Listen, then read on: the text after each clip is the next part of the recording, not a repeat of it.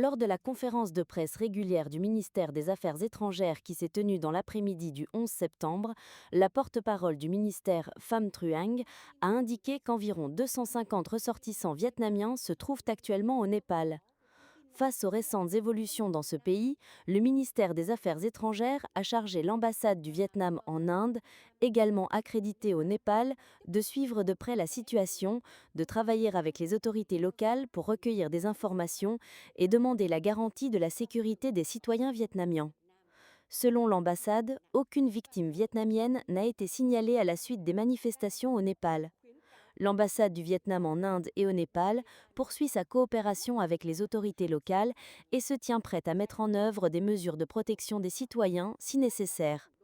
Le ministère des Affaires étrangères recommande aux citoyens vietnamiens en Népal de limiter leurs déplacements, d'éviter les zones de manifestation et de violence, en particulier à Katmandou et dans les zones à haut risque. Ils sont invités à consulter régulièrement les informations diffusées par les médias fiables et le site web de l'ambassade du Vietnam en Inde et au Népal, à respecter strictement les consignes de sécurité des autorités locales, à prendre des mesures préventives pour eux-mêmes et leurs proches et à maintenir un contact étroit avec l'ambassade du Vietnam. Les personnes n'ayant pas de raison véritablement indispensable sont priées de reconsidérer tout projet de voyage au Népal.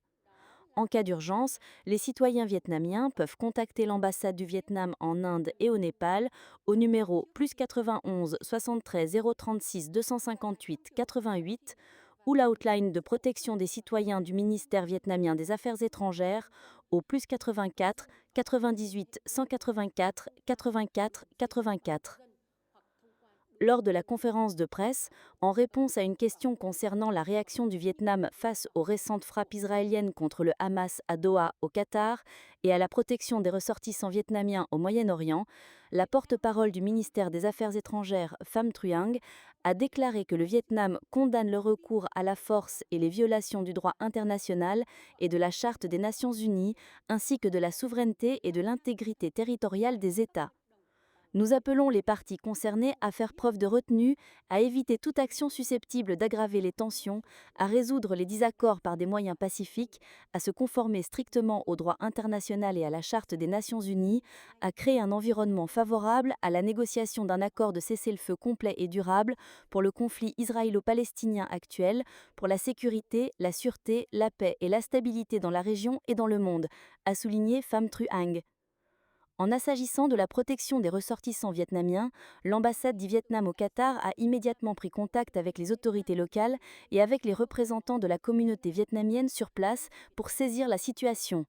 À ce stade, aucun citoyen vietnamien n'a été signalé comme affecté. L'ambassade du Vietnam au Qatar suit de près la situation et se tient prête à déployer des mesures de protection nécessaires dans le cas où des citoyens vietnamiens rencontreraient des difficultés, a-t-elle précisé.